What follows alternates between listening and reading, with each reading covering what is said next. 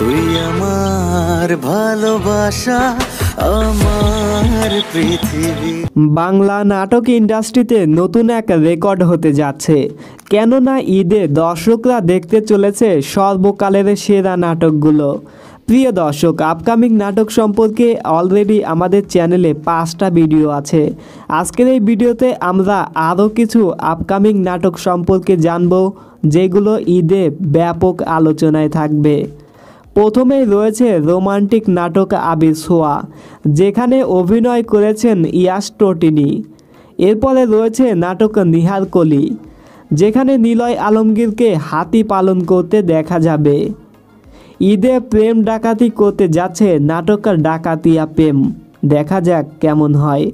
এরপর থাকছে ফারহান সাফা জুটির রোমান্টিক নাটক আমি শুধু তোমার হব। মাছরাঙ্গা টেলিভিশনে মুক্তি পাবে একক নাটক বজরা।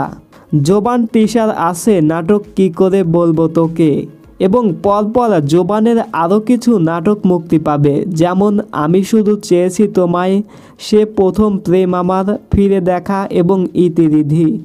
তৌসিফ মাহবুবের মুক্তি পাবে নাটক ব্রেকিং নিউজ মন দিতে চাই স্বপ্নশিরি।